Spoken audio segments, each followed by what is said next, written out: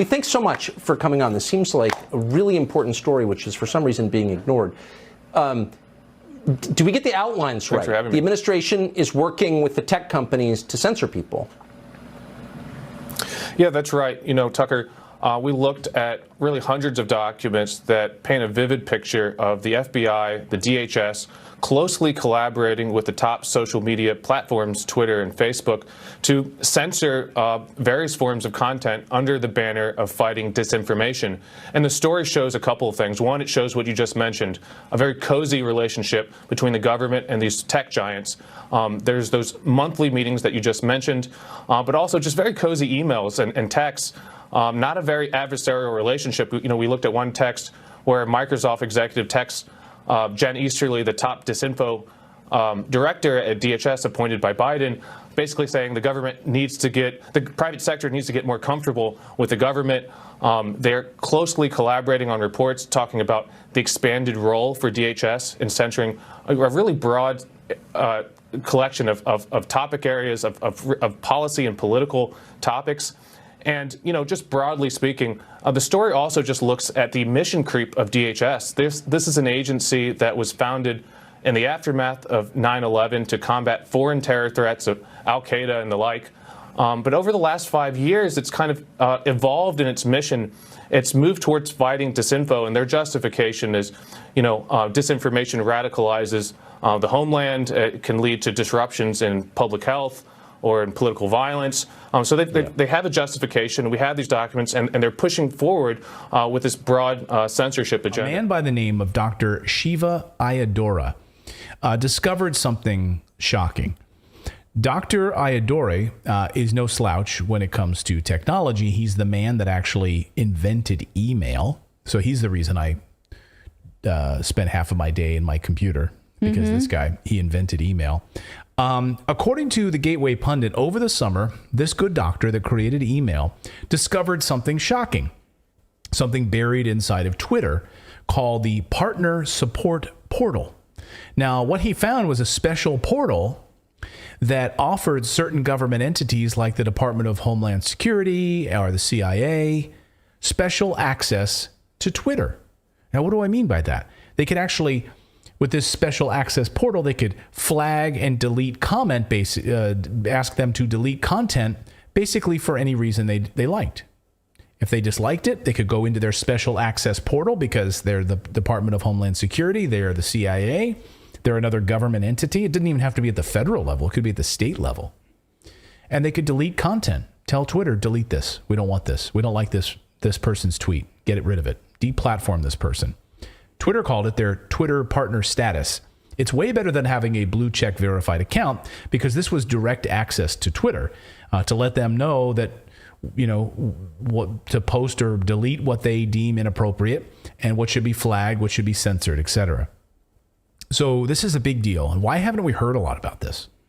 I don't remember hearing anything about this. A few dispatches in early 2020 about this as it related to the election. But other than that, nothing. I mean, so then this doctor decides to run for the U.S. Senate in Massachusetts, and as a Republican. Now, he was being censored on Twitter. So he made allegations of voter fraud, and he tweeted about this fraud on Twitter. But you wouldn't know it because then his tweets were deleted and removed after the government took them down. Yes, his tweets were deleted at the direction of the government employees of the Massachusetts Secretary of State's office. Hey, go into that Twitter portal and take this guy's tweets down. He's a political opponent and we don't like what he's saying. So take them down. Unbelievable. Like, this is happening in the United States.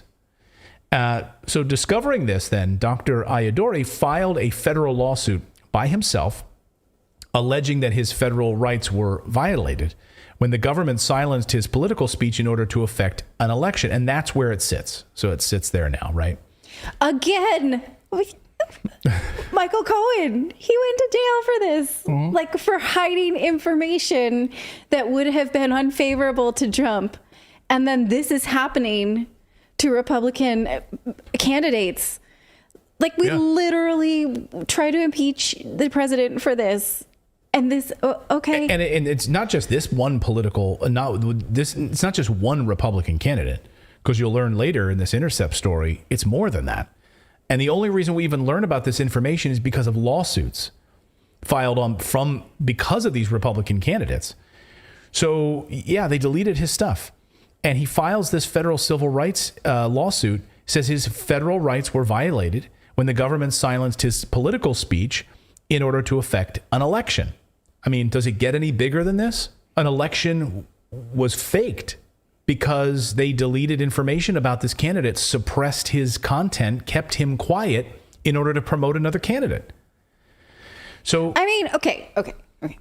The FBI literally went out of their way to say that what Hillary Clinton did with her email server was bad but not actionable, just a poor judgment. But they did it at a time because they did not want to affect the election by indicting her, but they affected it anyway by talking about it. Like, we know now there should not be government intervention in any election, and yet it's still this. This is worse than anything that we've been fighting over around Hillary and Michael Cohen and Trump, and that's much worse.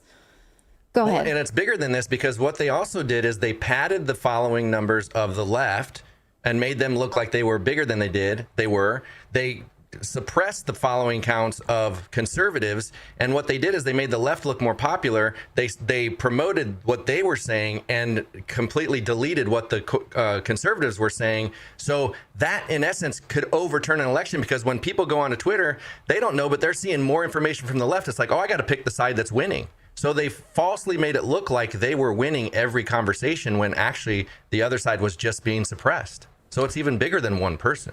Yeah. So, I mean, it is bigger than one person. It's a whole machine. And that's what's so sad about this story. So, again, Twitter has a special portal where the government bureaucrats can censor content they don't like, but it gets much worse.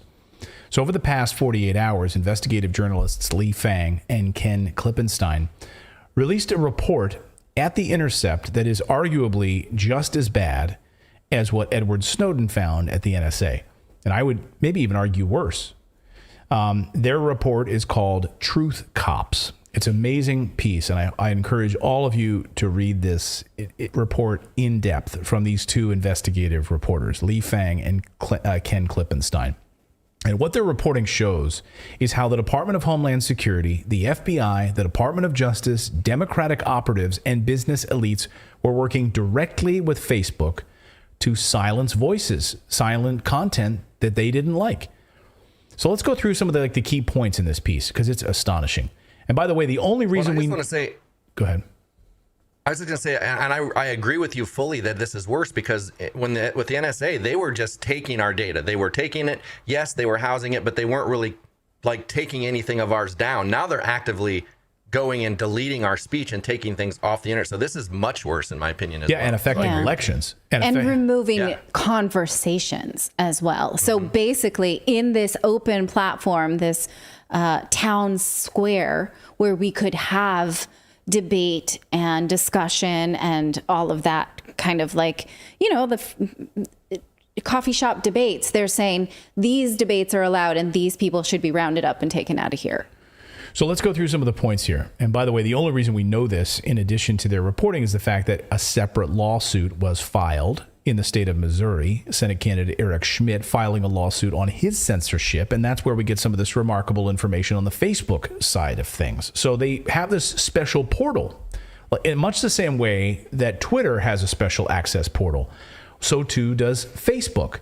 And it says in the piece, there's a formalized process for government officials to directly flag content on Facebook or Instagram and request that it be throttled or suppressed through a special Facebook portal that requires a government or law enforcement email to use. So you can go to this. I did today, facebook.com/xtakedowns/login. And here it is. We have a screenshot of it. Here's the Facebook portal. And there it is. You can get in. You can request access with a government email address. I don't have one. So I was not put in, and I would be scared to go in there. DOJ, if you have Natalie at DOJ.gov, you might be able to get access to it. Yeah. Isn't that amazing? I Like didn't Facebook try. builds a secret backdoor, secret portal, and so does Twitter, where you can access this information. So, I mean, it's remarkable. Now, Lee Fang, I'm hoping Lee will be on the show tomorrow. I've invited him on. Again, a great journalist, and he and Ken broke the story. Tucker had him on last night for just a brief minute or so as the story was breaking, and I want to play his context here to hear it in Lee's own words. Listen. We looked at really hundreds of documents that paint a vivid picture of the FBI, the DHS, closely collaborating with the top social media platforms, Twitter and Facebook, to censor various forms of content under the banner of fighting disinformation. And the story shows a couple of things. One, it shows what you just mentioned, a very cozy relationship between the government and these tech giants. There's those monthly meetings that you just mentioned, but also just very cozy emails and texts. Not a very adversarial relationship. You know, we looked at one text where Microsoft executive texts Jen Easterly, the top disinfo director at DHS appointed by Biden, basically saying the private sector needs to get more comfortable with the government. They're closely collaborating on reports talking about the expanded role for DHS in censoring a really broad collection of topic areas of policy and political topics. And, you know, just broadly speaking, the story also just looks at the mission creep of DHS. This is an agency that was founded in the aftermath of 9/11 to combat foreign terror threats of Al-Qaeda and the like.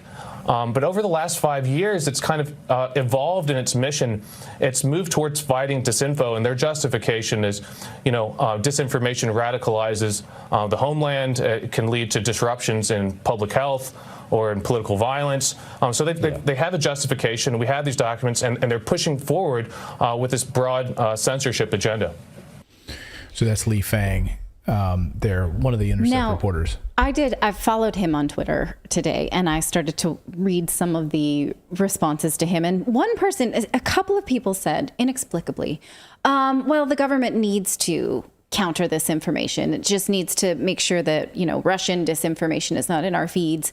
And that may be one, okay, let's give them the benefit of the doubt type argument. But even me, who likes to do that, cannot abide that after what we've been through in the last 2 years around the narrative around certain treatment, around certain reactions,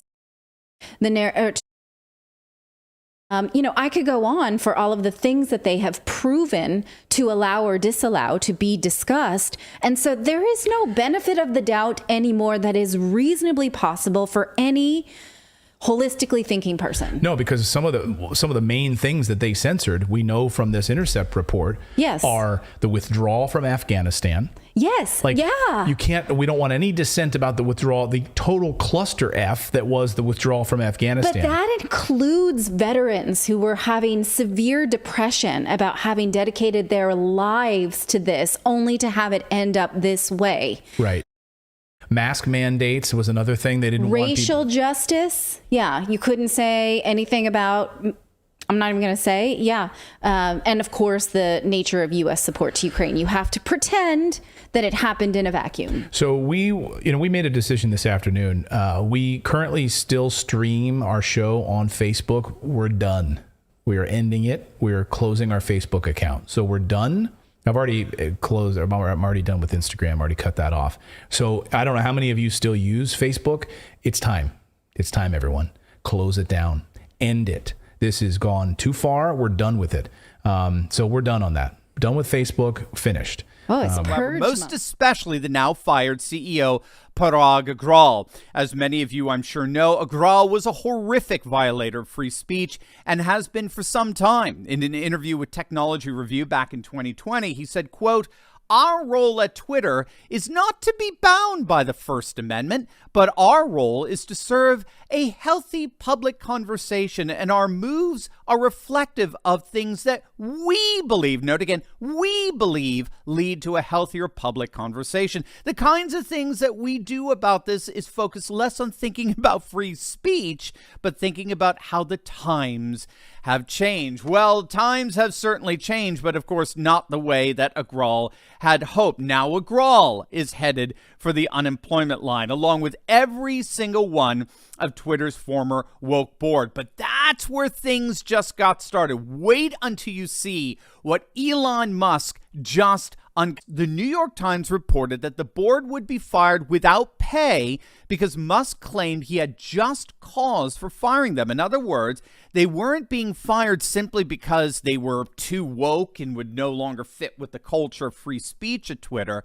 No, they were being fired because of some kind of just cause. Yesterday, Elon Musk tweeted out a bombshell accusing the Twitter board, along with their law firm Watchtel, of deliberately hiding evidence from the court.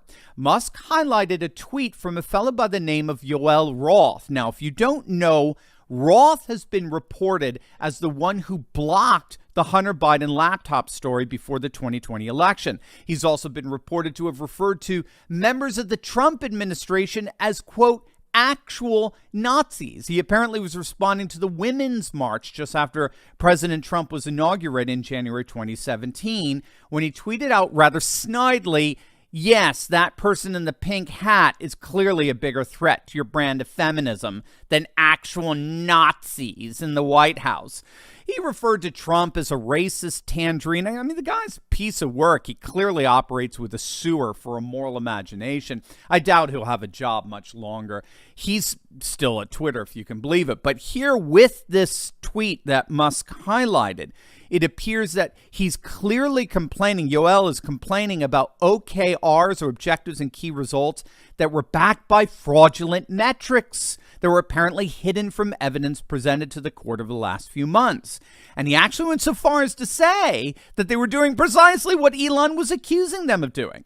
So now we've got a bombshell tweet from this rabidly anti-Trump fact checker on Twitter that vital information, key user data, was indeed hidden during the acquisition process. And this explains why the board was just fired without pay. But then, at the same time, we've got a third bombshell, and that's the revelation that executives from Twitter, as well as Facebook, regularly held meetings with the Department of Homeland Security to discuss deliberate censorship on a wide range of topics, including the disastrous withdrawal from Afghanistan,